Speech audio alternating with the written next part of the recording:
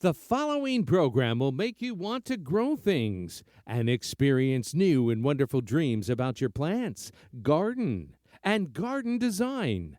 Listener participation is always strongly advised.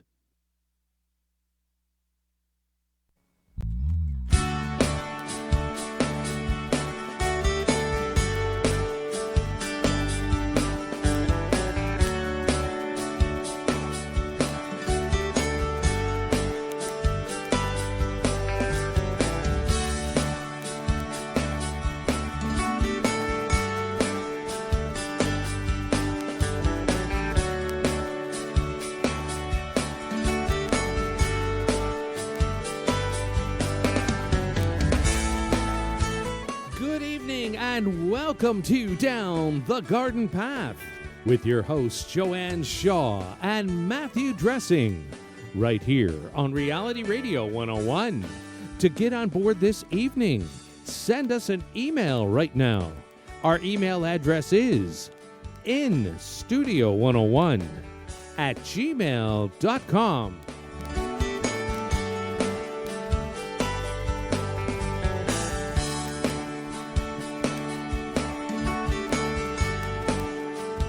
And now, ladies and gentlemen, right to your hosts of Down the Garden Path, Joanne Shaw and Matthew Dressing.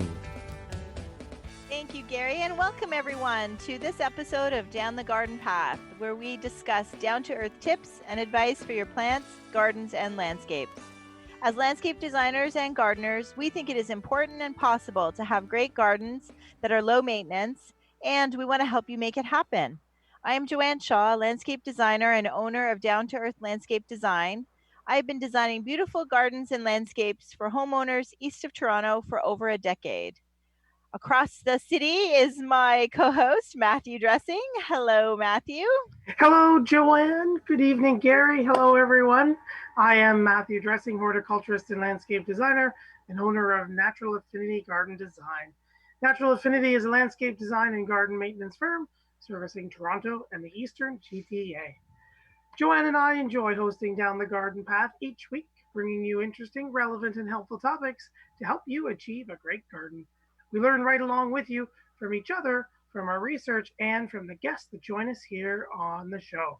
As always, we welcome your questions via social media, email, or phone call. That's right. And we want to thank you for joining us here on the live version of Down the Garden Path. And to let everybody know that you can also check out past shows. We will release this live version later this week as a podcast. And you can always check out past shows of Down the Garden Path on your favorite podcast app. And please, while you're there, don't forget to subscribe so you'll be notified of new content. And please like and share or leave us a comment. So we'd love you to do that, wouldn't we? We would. We always love hearing from you and seeing what you guys think and just interacting with you all the time. So that's right. Definitely. That's right. So perennial, this is June. We are still in the month of June, which is our perennial month. That's right. And June, unlike all of our or a number of the other months, we've actually got 5 Mondays this week. So you get an extra perennial show for us we have for you this month. Yeah. And I'm excited because it is a topic, and I'm glad the way we did it too, even though we planned this like way ages ago.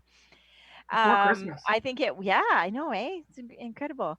I think it worked out really well, and it's been nice to do a deep dive. Last week we talked about peonies. The week before last week was ground covers. Yes. The week before was peonies. That's right. And then our first week in June was the intro to perennials. Yeah. And some new cultivars. Yeah. So if you missed any, definitely take a Google or search on your favorite podcast app. And you can go to either one of our websites to find the shows there as well, or links to the shows there as well. And you can contact us on all the social media there. Yeah. Excellent. So shall we open like normal, or do you want to jump right in? We can just briefly do how are things it's getting the end of the month and normally winding down at the garden center, but although that seems weird to say because there's still lots of season left. So how are things at the garden center?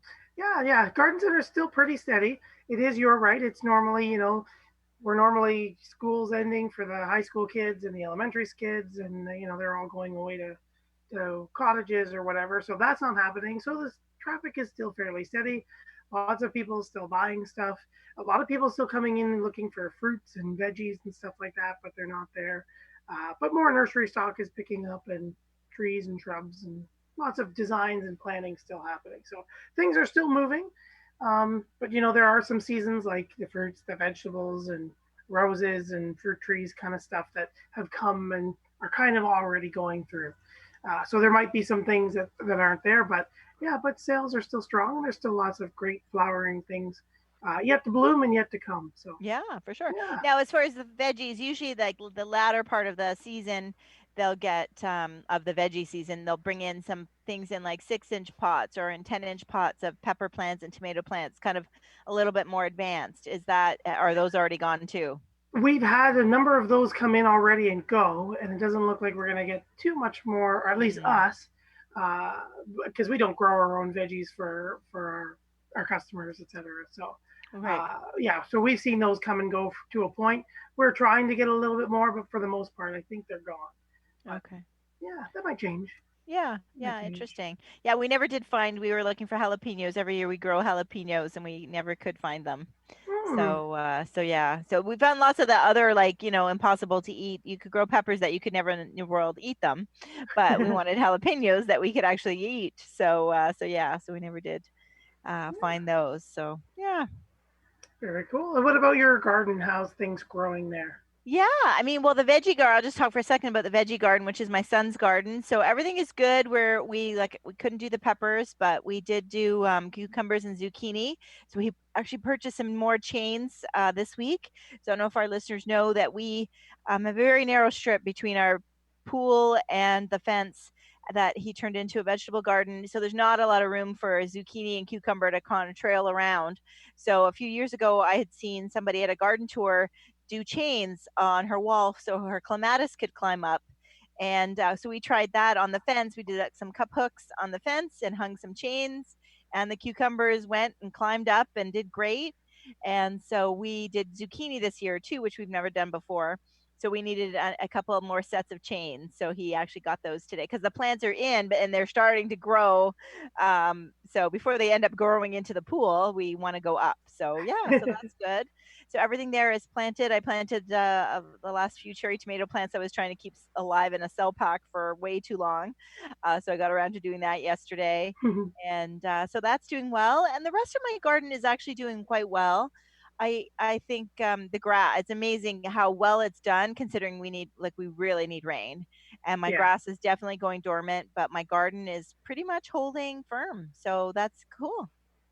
very cool. I was actually going to ask you, is it raining where you are? It Because is not. Is it raining where you are? it was just sprinkling, but I know you'll usually get it first because you're further to the Yeah. west. But no, No, it feels like it's going to. I did bring all the cushions in and put the cushions into safety because it did feel like it. But my neighbors are sitting outside across the street, so yeah, it's still no, still so okay. we're still good. But it does look threatening out there. Mhm. Mhm. Yeah, so that's interesting. So yeah, my I'm pretty happy with how my garden's no hydrangeas. It's kind of the latest ever. Well, it's June 22nd. My hydrangeas are going to bloom soon. The Bobo and Little Quickfire, which are my earlier blooming ones in June. My lilac's done, my bloomerang is done, and but my perennials are doing well. So yeah, it's coming Does along. does your Bobo have buds? Or can you see the buds yet? Yes, yeah. Yeah. Quickfire buds are a little. I was out there checking out today. I've been working on some designs, and I'm just feeling like I just need some fresh ideas for plants for other people. And so I was walking around going, "What do I have again?" And I noticed that yeah, the little Quickfire buds are farther along, but the Bobo buds are right behind. How about you at the garden center? Is that about the same? Yeah. Annabelle's, the quick fires, the Bobos, they are all starting to go as well. Yeah, and I ask about your Bobo thinking that I've got a little Bobo that I'm bonsaiing, turning into a bonsai, Oh, and she's in full blue. The buds are all swelling nice and quickly now. So okay. yeah, So for the balcony, you're gonna try doing that for the balcony? yeah. Oh, I've got very her cool. in like a little tiny 6-inch pot, and she's about 8 inches tall and just a little Wow. bit wider than the pot. So Okay. doing great. Yeah. Oh, that's neat. Um, yeah. I mean, have you anybody? Do you have Incredible or Incredibelle?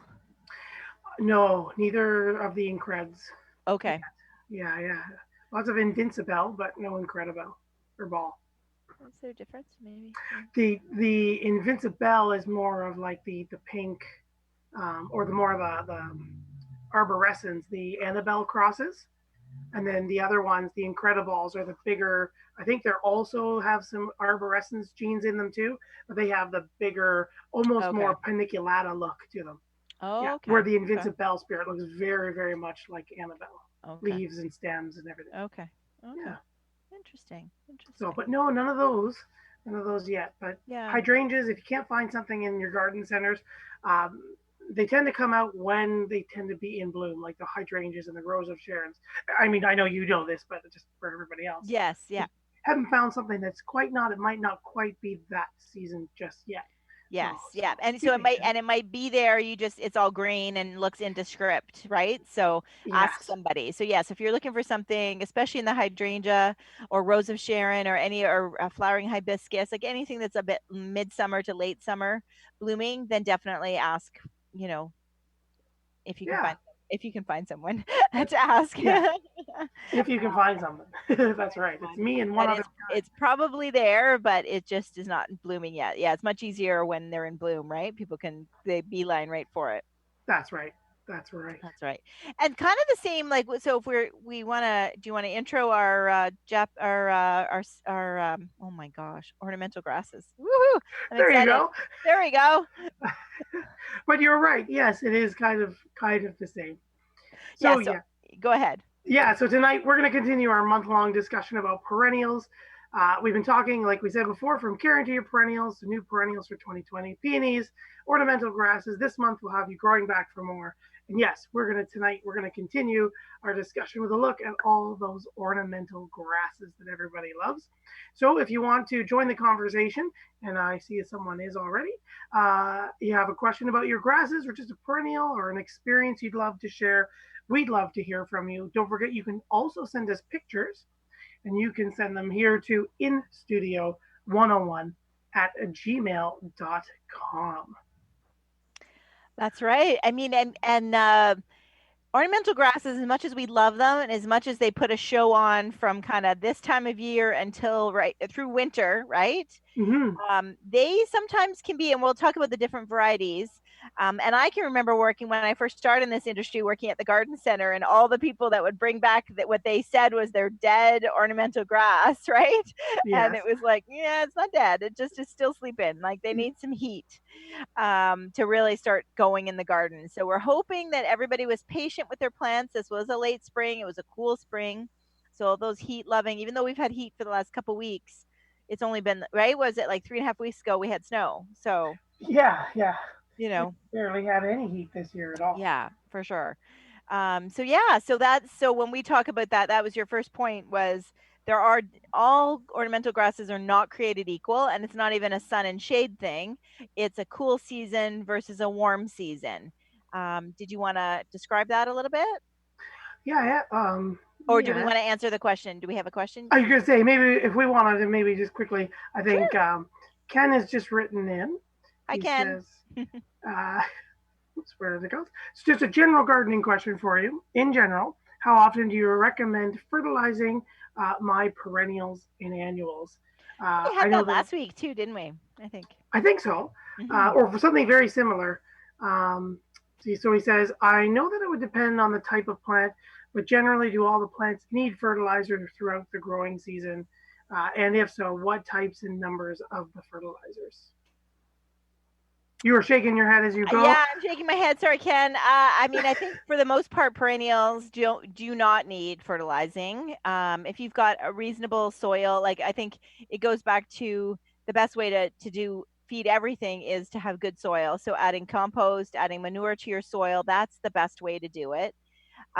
If you have um, annuals, certainly annuals in pots do often need, because that soil is, not really nutritious necessarily, right? It's the sterile potting soil. So it helps to add some, some of the fertilizer to them. And I think usually a 20-20-20 is fine. If you have perennials or annuals in the garden, then I guess you could sprinkle some 20-20 or having 20-20-20 in the watering can and watering them that way. But I don't. Do you find that perennials, like if the plant is in the right spot, Yeah. it should do fine. I mean, if anything is struggling, then usually it means it's not in the right spot. And fertilizing, maybe you're just going to make it more leafy. Let's say, like if it doesn't have enough sun to bloom, I don't know that fertilizing necessarily, right, is going to Yeah. make it bloom. Even if you did the high middle number, like it needs what it needs is sun. Right. Yeah, So exactly. Flowers. Exactly. And then just like you said, if it's too yeah, dry, if it's too wet, I think if a still bees planted in dry shade kind of thing, right? yeah, They're just not going to do what they need to do. So yeah. yeah, building a nice healthy soil is definitely the way to go, and the right plant, right place, kind of Hmm. matching those conditions, or the conditions that whatever your garden and gardens may or may not have, because the Right. front can be different than the back, and we can keep going, but Yes, yeah. So I hope that helps, Ken. If you've already bought it, then that's fine. I think just your average 20-20-20. yeah, that's it. Just 2020. I usually say 2020-20 if you're doing leafy things, and if you know you've got annuals or things that are coming into bloom, something with that higher middle number just to feed the blossoms Hmm. and keep them going. Yeah. But yeah, Okay. And cool. it's funny because for tropical, so my tropicals that I overwintered, I was actually looking for the one with the higher middle number and actually found that that was hard to find. I haven't been able to find it. So I want to just force my tropicals that, I overwintered and they're green and leafy and growing, but it's not going, I can't seem to get it to bloom. With the 20-20-20. So I thought, oh, I'll pick up some of the 2050, 52-20 or something. And I haven't been able to find it. So, yeah. Yeah, yeah. So anyway, so that's a situation. That's a separate situation. I think if you've got a tropical that you want to really push into blooming. Mhm. So yeah. So Ken, I hope that helps. Yes. Thank you, Ken, for writing in. Anne has also written in. Hello, Joanne and Matt. I have a planting soil question for you this evening. Besides cost, is there really any difference if I order planting soil in bulk or if I purchase a lot of bagged soil? Are they the same quality?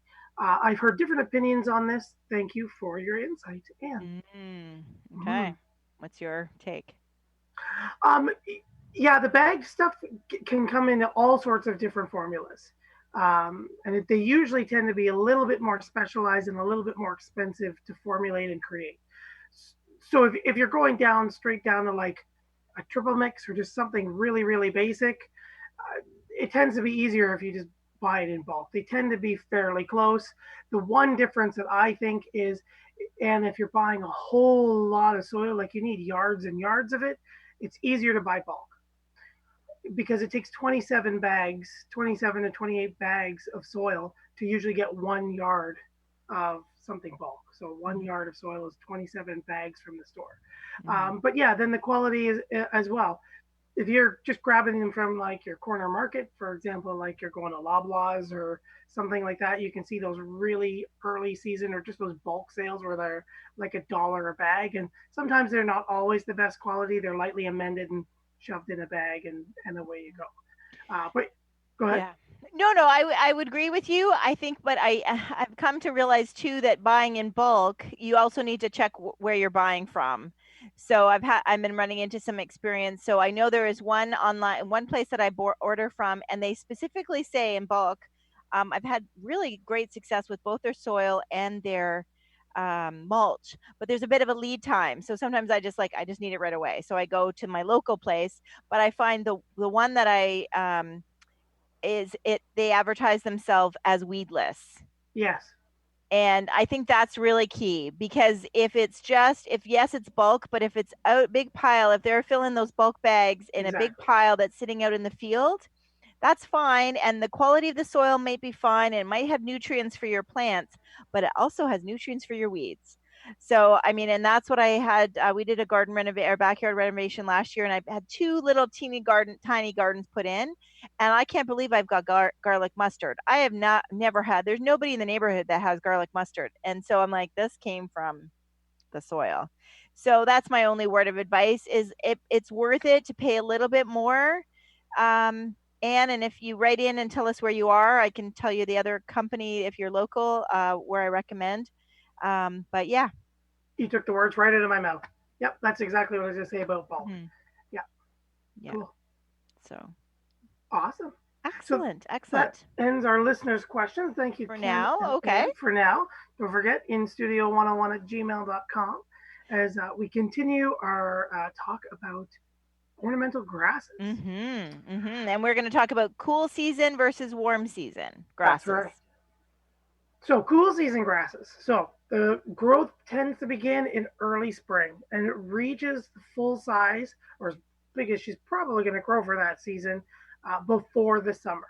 So most of the low, medium height ornamental grasses type things like your blue fescues. There are some that are a little bit taller, as we say, smaller ones like your Carl Forester, for example. Although it gets fairly tall with those flower plumes, it is a cooler season grass. It does give you some height. So anywhere from, your 18 inches to 36 to 40 inches, you can have your cool season grasses. But they use, much like a lot of the long grasses that we use, especially up here in the GTA, they grow very quickly in the cooler seasons. That's when they're driving their growth. The warm season, that's where we get that growth, like you were saying with the story about the garden center and the ornamental grasses, right? It's so early, it's cool, it's nice and warm for us. We're dressing down a bit, but there's not enough regular warmth growing for these especially grasses. At night too, right? That's another example of the nighttime teacher. Sometimes we've had some nice warm days in June, early June, right? But at night it was still cool. That's right. Yeah. So that can slow them down. They need regular consecutive days and nights of warm grass to really fuel that engine, to get them really get going. And those tend to be some of your miscanthuses and your larger pennisedums. And there's all sorts of different ones as well, across the different species and stuff. Then we're going to talk about all of that kind of stuff. That's right. That's right. So I was saying I was excited about the show because I have to say that I love the Carl Forester for that very reason. I don't like seeing dead grass waiting and watching for it to grow. I love the birds eating off the seed heads in the fall, and I love how it looks in the snow. So I'm really a Carl Forester fan, but I know even doing designs, I'm feeling like, thank goodness people don't live next to each other because I'm using the same plants. So I'm like, I really need to find another favorite or like a backup favorite or like a secondary favorite, because I do really like the Carl Forester. You do. Mm-hmm. But there are other, so it's a calamagrastis, right? As far as the botanical names. That's right. Okay. And so there are a couple other ones. Are you thinking just like calamagrastis, like or do you mean just cool season grasses? Oh yeah. What are some other cool season grasses? Oh, okay. I was just saying for Carl Forester, yes, there are things like overdam and avalanche, right? So you get like that Carl Forester. It's a little bit more of an open plume, but you do get that nice variegation that comes with it as well. What are some of the other cool season ones?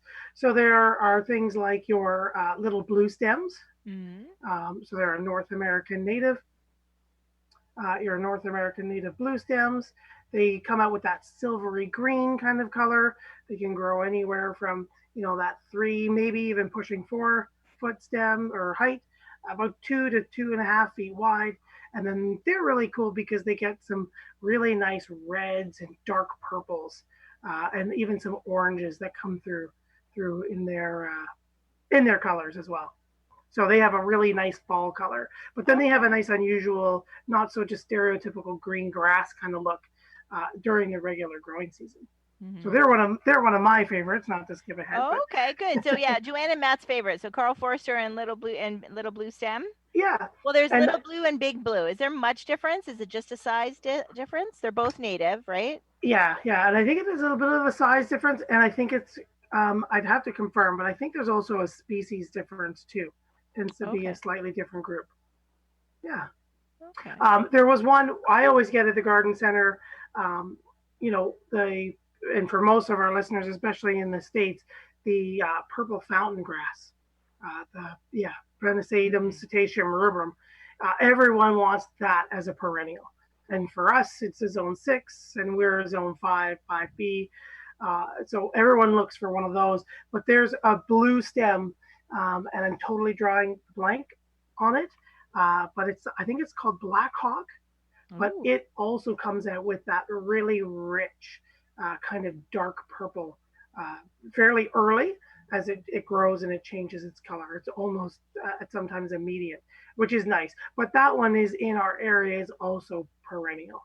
Okay. I haven't Yeah, heard of that one, so that might be one to check out. that one might be one to check out. Okay. Another one to Now, let check. me back Oh, up though, ask you a yep. question, because one of the other things that sometimes gives ornamental grasses a bad name, and we're going to talk about it more in a few minutes, is that they can be invasive. So I know Carl Forster is not. How is Little Blue Stem? Yeah, so Is it, it's also just a clump forming. It's not going to spread by runners and go all over a bed. okay. Good. Yeah, yeah, Good. yeah. Good. That's important for our listeners to know, right? Yes, exactly. Another classic one, I think that I don't know. Do you use it at all, or how often you use it? Is the Elijah Blue fescues? I did early on in my career. I did, but I found that the like the real salt and like I want to say almost like salt and pepper, where like the little, you'd have three blue stems and like two brown stems and three blue, and like just I don't know, it just never, when you first planted it and maybe the first year it looked amazing, and then it always looked like it needed manicuring. And I really try to focus on plants that people don't really have to do much to. And I felt like if you cut it all the way back, then it defeated the purpose of a grass, because I want the grass to have a longer season of interest. So yeah, so I have to say I have really that, and same with blue oatgrass. I was using them quite a bit early on in my career, and I've kind of moved away from them because I just Okay. found that higher maintenance. Right. Just going in and caring for it and cleaning it Yeah. out, kind of deal. Yeah, that makes sense. That makes Hmm. sense. Do you like it?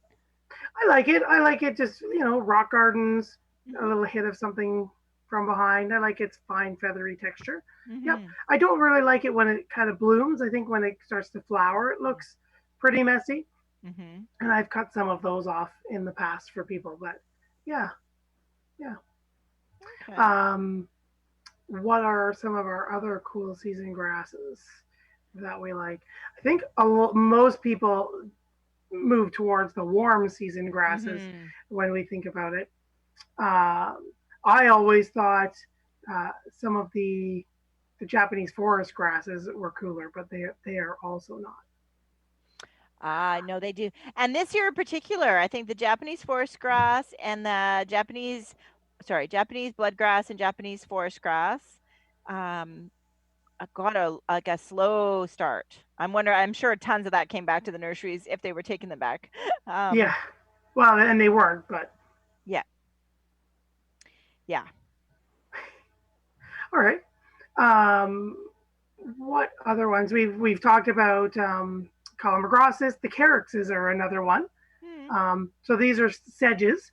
Mm-hmm. There are several that are warm season, so these guys go in between the two of them. But they're also semi-evergreen, or a number of them are evergreen in origin. So like the Elijah Blue or the fescues, they're anywhere from 12 to 18 inches tall. They make nice little clumps. But there are things like the Evergold with bright yellow leaves and green edges. These also can make nice container plants as well. So just thinking back to, I think we did another one in our next level from, what month was that? We talked about container gardening, taking our containers to the next Oh, right, level. right. In And I yeah, want to say that May. I think that was in was May. May, right? Mm-hmm. But the Evergold sedges and even just the little Elijah Blues can make nice little fillers in your container gardens as well. Yes, yes, that's true. That is true. And I think if you only have one or two in your garden, then maintenance of them isn't too bad. They when you first put them in, they look like they could be mass. What I mean, you could, and you've seen them, and we've all seen them in more of a commercial setting where there's like 15 or 20 of them, and initially when they look good, they look good. But if you got to go and manicure 15 or 20 of them, then that's not my idea of a low maintenance garden. You've got two by your front door in that nice sunny and hot spot, then okay, maybe it's okay. But yeah, we say at the top of the show that we really want our gardens to be as low maintenance as possible. So as much as I like it, and it is cool to have that blue, and it is cool to have that height and that texture in the garden. So you've got to kind of weigh the two things, right? Right. So in a way, like, is it really? I guess it's cool season, even though it feels like it's evergreen and it really doesn't stop, right? Right. Yes. Yeah. It's still its engine is driven by the cooler weather, but yeah, it does have that added benefit of being that nice evergreen foliage that goes through those seasons. Yeah. Mm-hmm. Cool. So I think we talked about our cool season grasses. Mm-hmm. So there's less of them. So maybe that's why There are less of them. used so much, is they are less of them. The coral and the blue stem, and there are many, and some of the really tall ones too tend to be more in the miscanthus family, more in the warm season, right? That's right. That is right. Mm-hmm. Um, I've got a couple questions Sure. coming in, just as we segue from cold to warm. Mike has written in, hi, Joanne and Matthew. I absolutely love your gardening show. So much knowledge. What do you suggest for edging of a garden? Using real plants or some sort of manufactured edging? Does floral edging require more maintenance than regular annuals or perennials? So I think he's looking for just like, do we like to edge with something manufactured, like a stone or a soldier course or some sort of raised Mm-hmm. lip? Or do we like to do more annuals and perennials? Mm-hmm. Mhm. Well, and we both answer that. What do you like to use? I like to use a little bit of both where I can. I like the look of just kind of a natural garden. I like to use some perennials on the edges, sedums, some other ground covers, or a small to medium sized perennial that might be blooming. I'm thinking like little goldstrum or something that's got a little bit of height to it, not too high, but that foot and a half kind of range to the edge, or just something that trails over something manufactured, like a raised soldier course or the edge of, if you're, for example, if you have a raised garden, Mike, with some armor stone, something that just kind of plays out Yeah, to the edge of that as well. yeah, yeah. Yeah. Yeah, I mean, I've been putting in some curbing, and that, I mean, even the word curbing, makes everybody think of horrible, ugly looking curbs. But the manufacturer, so if you do want a manufactured product, it sometimes can be a DIY thing, depends on the size of the garden, or it'd be something that you pay a landscaper to do.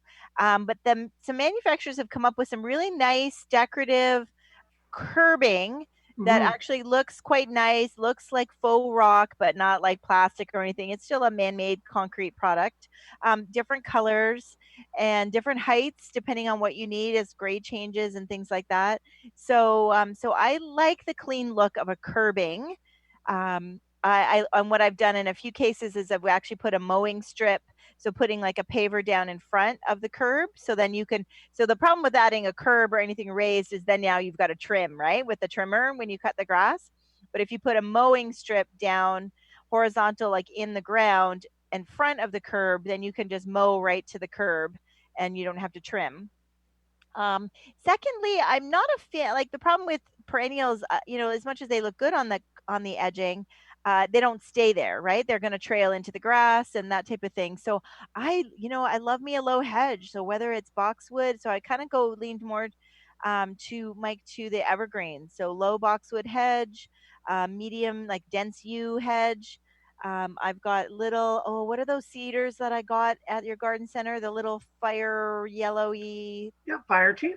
fire chief Yep. cedars. I have those in different areas. So I love that clean edge, and I love that is there even in the winter. So that's my other thing about if it's just perennials or annuals on the edge, then nothing is there in the winter or early spring or late fall. So I love that green line. So yeah, there you go. And ultimately, Mike, it comes down to your personal preference, For right? It's sure. your garden, it's what Yeah. you're going to enjoy. You can make it as formal or as informal Yeah. as you like. So, Yeah. No right or yeah, wrong there, really. there's no right or wrong. Yeah, you got it. So yeah, so hopefully that gives you some good suggestions. Hopefully that kind of it sounds like you're making a decision there. You've got some things in mind. Joanne, as you were saying about making little hedges, it kind of segues into Andy's question. Andy writes, "Hello. I was wondering what to plant for a nice privacy fence along one side of my yard. I've heard all kinds of good and bad suggestions for a hedge line, etc. But what would you recommend if it were your yard? Thank you very much." Mhm. Well, some of that depends on the light, right? So Yes, if who is the listener, if they could write back Andy. in, Andy, write back in and just let us know how much sun you have there and space, like between you and the house, or what is the space confinements. So do you have any thoughts? Oh, I was going to say exactly what you were saying. I think, Okay, Andy, we maybe need to know, like, a little bit more let's info. just say privacy fence. Like, how much room do you have? Are you thinking like Mm. something like a cedar hedge or some sort of just a small, low growing, thin space type thing? Do you have that one side of your yard? Do you have room for larger trees like a Dawick beech or something a little Yes. bit more columnar? Hmm. What's it kind of looking like a little bit more in your yard, Yeah. in your space? Yeah. Yeah, Yeah, because I think I mean even ornamental grasses could make a nice little right. hedge, right? Privacy hedge if it's just something for the summer, you just need something, ornamental grasses can work. Certainly a cedar hedge. When I talk about that, I think that the best thing there, as I really really buying cedars for a cedar hedge at the big box store is a no, no, no. Huge no. If you really want something to last. So I think you need to go and get an Ontario grown. See if you're in Ontario or wherever you are, you need to get a locally grown cedar. Yes, it's going to be more expensive, but you're not going to spend all this time running around replacing one or two every year, right? Right. And the other option, if you did want more of a hedging cedar, so not let's say individual plants, but you wanted to create that green wall, then there are lots of cedar. That's all they do. Some great companies. I would Google them, and that's all they do is it's a cedar tree farm. They're bare root. They give you healthy stock, and they know how to plant them. They're also worth doing. That's right. And Andy, you may not even like the Cedars, and you may not even be anywhere where, like, we're in Ontario. So Right. you So may have that's something right. totally True. else in Yes, for North sure. Carolina or wherever you For are. sure. And there are, I mean, Andy, the list is huge. If you're wanting trees, then there are several Dowick beeches, like you mentioned. The tulip trees can be columnar. The Yep. hornbeams can be columnar and create a really nice fence, privacy screen. Pyramidal oaks, the beeches and the oaks hold their leaves. Yeah. We're all a little worried about there's an oak disease coming that we're all a little worried about. So everybody's a little hesitant, including me, to plant oaks right now. But beeches, I know hold on to their leaves a little bit. So yeah, I mean, I think there's a lot depending on the height. There's several things that can be used. You can do, trees where they're, from fence height up, you've got privacy, and then from below, either there's a fence there, or you could do like large hydrangeas, underneath, or ornamental grasses. I've done that where pyramidal hornbeams are distant enough for allowing future growth, and then between them is ornamental grasses that creates a screen lower. So yeah, lots of creativity there. Yes. And Andy has just written back. He's in Ontario and is in Woohoo! full sun. Okay, So well, then any of the things we mentioned work for you, Andy. So yes, so search out Ontario grown cedars, or if you're wanting a hedge cedar, and those are the ones that they are much skinnier, and they plant them bare root, but they do grow and fill in pretty quickly. yes. But I would get them, not at the like that them sitting in the back, whatever, laying down, whatever.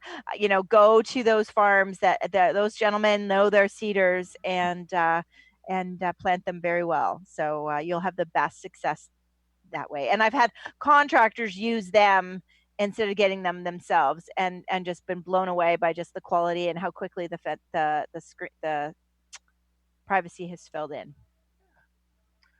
So before we start our warm season grasses, Pam has written also in. So what are the best plants to put into pots? I want to hang several pots along my fence line, and I'm not sure which are the best variety to use. Also, which are the most colorful? Thank you. Pam is in Toronto. Ah, well, at this point, Pam, we're probably going to tell you get whatever you can find because Yes, there's not a lot of choice, Pam. that's right. Yeah. That's right. Yeah, annuals for our region are probably going to give you the longest burst of Mhm. colors. They're easy, they're plentiful, but like Joanne said, I mean, we're running out of them everywhere. It's kind of that Mhm. switch over season. But like we said too, maybe you like some perennials. You can use perennials in containers as well Mhm. for a hit of foliage. We were talking about some of the carrots or the bluefescue. You could do And then heucheras. tropicals too, right? Right. And then also look for other foliage, things that might have color, like your tropical plants as well. Mhm. So you can get a lot of color and texture with things that aren't just annuals, and there's still a lot of to choose from, but you may have to think a little bit outside the box. Yeah, I mean, I think there's lots to choose from, and we did a show in May, so you can kind of tune back into that about. But even with that show, just because of the shortage in plants this year, you're a little bit more limited to what you can get. I know I used my dipladenia. I bought new dipladenia this year because my last year's I can't get them to bloom yet, so I've have new ones, and I even only couldn't find white. Like I couldn't even find a color. So I'm happy. It's fine. I love white, but yeah, it's a little tricky this year. So it's whatever you can get your hands on that you like. Bigger. The one other suggestion I would say is just the bigger pot, the better, because anything that's in those little tiny 10-inch pots is going to be so much work keeping them fertilized and keeping them blooming and keeping them watered. It's better if you buy those and then put them in a bigger pot with some more new soil. So that's our biggest takeaway. Yes. And hopefully that helps. Uh, Excellent. So, warm season grasses. Warm season grasses. What is your favorite warm season grass? We know you love the Carl Forester. Do you use any other big grasses in your designs? I, you know, I've gone. It's No. funny. I feel like they're fads. I kind of have this love hate relationship with them. I love for a while there. I loved me as some zebra grass. I loved. I thought it was so cool with the stripes. Why it was called zebra Yeah. grass, I don't know. But anyway, I love that. I love little zebra. Well, I've used that. I haven't used that lately, so that might be one for me to try. As well as Shenandoah. I love that's kind of to me the closest one to the purple fountain grass in that it gets the red tips and it gets to be a nice height. I just find that over time it gets quite wide. So if you have the space, I put it in a spot where I let it get ahead of myself and I couldn't get it under control. Mm. But yeah, so I would say those are kind of my. I don't, there's the problem is the miscanthus series. Like that family is so big. I They're know huge. Nancy loves Morning Light. She's got, oh, well, I'll call her. And I'm like, what's that miscanthus light that you like? And never fails. I can never get the one she suggests but yeah. How about you? Do you have a favorite one? I, like you mentioned the Shenandoah, so those are the panicums or the switch grasses, North Hmm. American natives. I love them as well. They're probably my favorite of all the grasses, or Okay. one of my favorites of all the grasses. Would definitely be that one. And yeah, like you said, Shenandoah, great wine burgundy color in the fall. Prairie Fire is a nice one. It's a little bit more of a reddy color, but again, that nice green foliage with some an unusual head. But yes, they can get a little bit wider than that classic 24 inches wide. Hmm. But they're also a little bit shorter. They're still closer to that 3 to 4 foot range and a Right. little bit bigger. So they give you that warm season. They've got some great fall color. Um, and I didn't know again, they were North native American love. either. That's interesting. So they are native to us. Yeah, yeah, they're native to our continent, which is great. Which is great. Hmm. I always love that one. Yeah. Do you have some favorite miscanthus? Like it's hard because it's such a big It's family. it is such a big family. I mean, I love the giant reed grass, but only because it has a place. I love it's that semi evergreen, very bamboo like stalk. A lot of people love putting that one in for like a hedging material. Just thinking back to some questions. Um, I or think behind Andy. like a waterfall, or you know what I mean? Like it Right. definitely has a place. It has a I place. get, question I get asked a ton was, what about those grasses that just grow wild in the ditch? Can I just dig some of those up? I'm like, no, those are not those. So That's why they're growing wild in the ditch, just because that's where they belong, right? that's it. Yeah, yeah.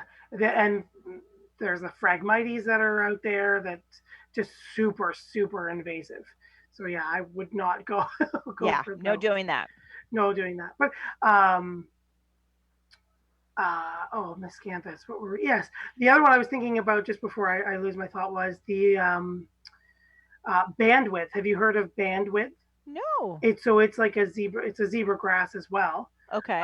but it's a smaller kind of mid to foreground type of grass with the little yellow stripes. And I think it's zebra because of the stripes of a zebra. But Oh, okay. Okay. And because zebra is a miscanthus, right?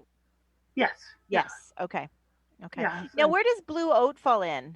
I know I could Google it, but you're my plant Google, so you know. Um, I am pretty sure that it is also a cool season grass. Oh, okay. Are you Googling it? So I didn't Google it, but I. Well, I was going to say, but now I'm just going to confirm for all Yes. of Yeah. our listeners. So I mean, even though they're so all the ones we talked about. So while you look for that, I always just say that they are all clump forming, Yes. right? So that is something that people are afraid of, is will it be invasive? So there are some like northern sea oats, which kind of produces this really kind of cool seed head, but the downside to that is that those seeds then can create new plants, right? Um, the other one, oh my goodness. Oh, I want to say ribbon grass, right? So everybody, if you moved into a mature home, Yes. kind of goes with hand in hand with goutweed and some of the other invasive plants. Or if somebody gives you something and they say they've got a really nice grass for you, they've got a ton of it and they just want to share it, then we'll run away, because it's variegated, it's green and white, and it's called ribbon grass. I'm sure there's another botanical name that Matt will know off the top of his head, but it's very invasive, and once you have it, you will never get rid of it, right? That's right. Yeah. And it's the phalaris is that See, told you group. guys, told you everyone. And I mean but the one thing is, goutweed, you'll see the garden center sell. I don't know that I ever see the garden center sell green ribbon grass. Yeah, rarely. I think rarely. I think people are picking up on that Yeah. one now. I wish they'd pick up on the other one too. Yeah. Yeah. Okay. And then yes, the blue oak grass is a cool season grass as well. Okay. Yeah. Excellent. All right.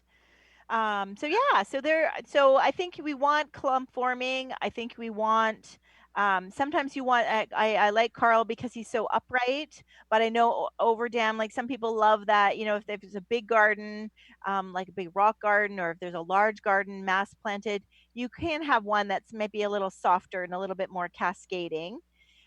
Or some of the miscanthus have definitely a broader and like a wider, I don't know what the description is, flower or seed head, compared to the Carl Forster seed head is quite narrow and very like wheaty looking, Yeah, I was right? gonna say Carl's very wheat looking, and the Yeah. miscanthus are very like corn tassel looking. There you go. Perfect Yeah. analogy. Yeah. Everybody Yeah. picture that corn tassel look. Yeah. Yeah, which is cool because in both cases, they turn color, Right. right? So you might not even notice the miscanthus ones in the corn, but then when it turns a nice fall color, like a nice deep burgundy, or then you really notice it. Yeah, that's right. Mhm. And then just thinking about some smaller grasses, just for what are your Yeah. thoughts on pennisetums? So they are the oh No, shoot, no now what am thoughts. I What gonna are say? they? I don't know. Do I know them? You know them, and now I'm What? just totally blanking because I just saw someone else's question come in.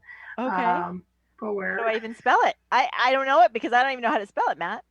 Because Sorry, that's pennisetum. Okay, the wait. fountain grasses, and I'm thinking the big purple grass, right? So it's the thinner strap-like leaf. But I'm just thinking there were some nice little or some smaller varieties, like Hamlin. So Hamlin Oh, dwarf okay. fountain grass. Yeah, Carly, yeah, Hamlin, Carly Rose. Carly, Yep. Carly So you get the little Rose. purpley red Yep. blooms And on there was them. another one, yes, Hamlin, Carly Rose, and there was another Redhead, one that I just got from Nancy as well. She suggested it, and I Burgundy bunny. Oh, little bunny. Yes. Little bunny. Yep. That's like just a foot by a foot kind of thing. Yes. Yeah. Yeah. Little bunny. Creamy white plumes. Yes. So those are, yes. So I don't use those often, I have to say. I do tend to like the Japanese forest grass and the Japanese bloodgrass. Yes. Although this year, I mean, in my own garden, for some reason, I have a really hard time growing Japanese forest grass for sure. I seem to not be able to grow that. Bloodgrass in certain areas is doing like phenomenal, and it's like the lovely 18 inches tall, and it's red, and I don't even care for it. And then closer to my front door, where I probably would give it more love, it's barely, it's barely doing anything. So I've been finding I've been using a little less of that in designs. Again, I really try to design low maintenance spaces, and if who what I'm doing, can't maintain it, then I don't want to subject my clients to it. So yeah, exactly.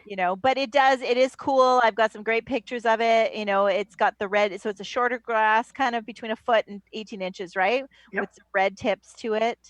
No real flower head or seed head, and Japanese forest grass more cascades. Comes in like a gold or a striped. You love saying the botanical name. Hakinakloa. And I love how it cascades. And in a shade garden, with a little bit of sun, it mixes lovely with hostas and just adds that nice little pop of color. Or up against a dark green yew hedge or boxwood hedge. I love that contrast. So, but definitely need some heat. And I think people are often pulling that out way too soon.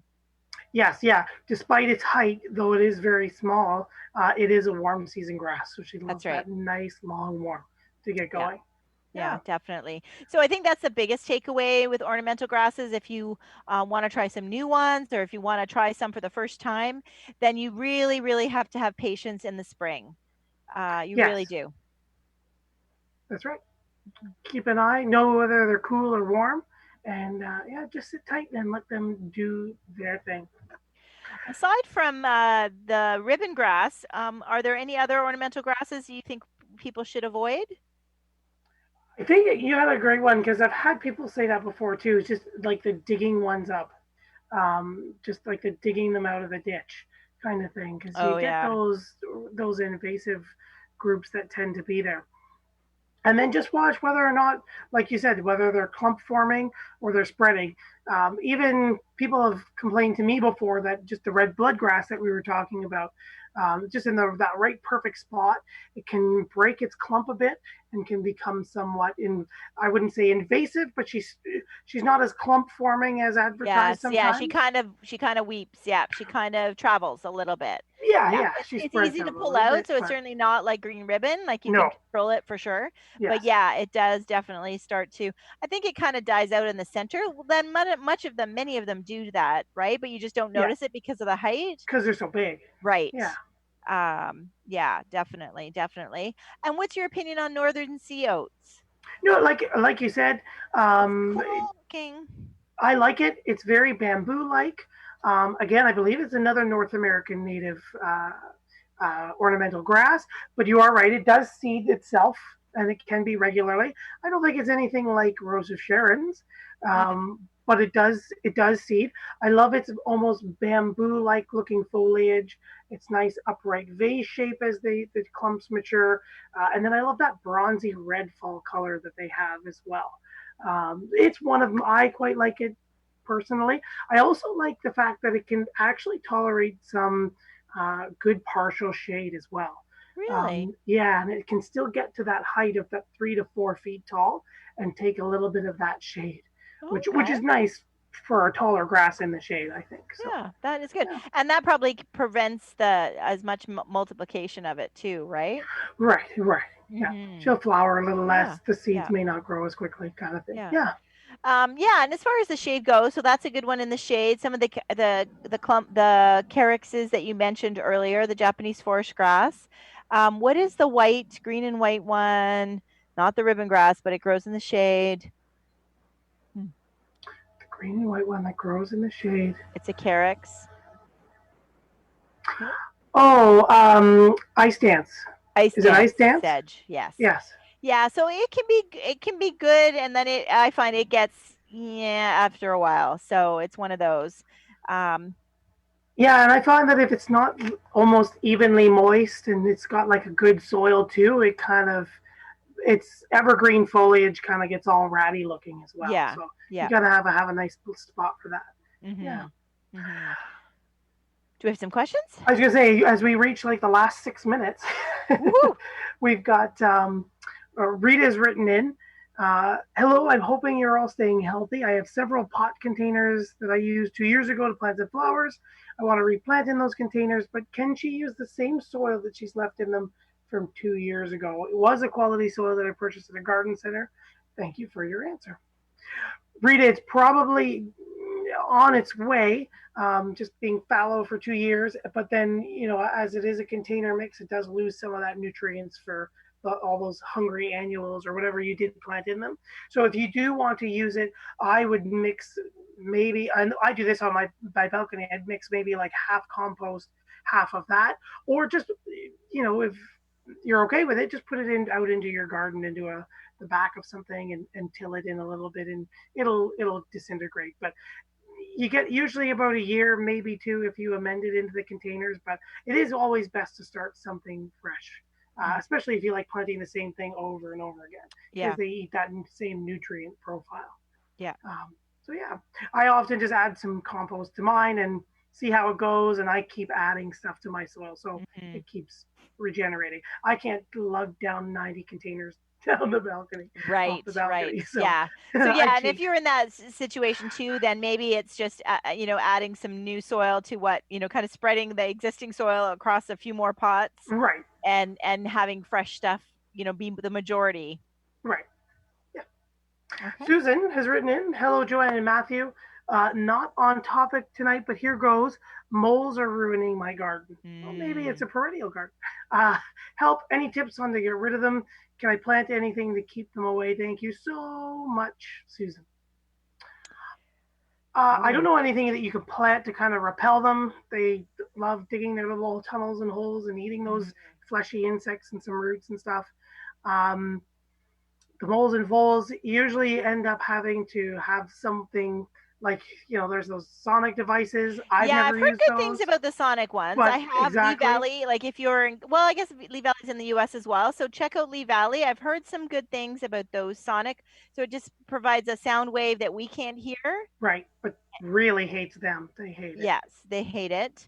And something it might just be worth, especially if it's doing a lot of damage, is calling a professional. Yes. So there's really nothing to plant.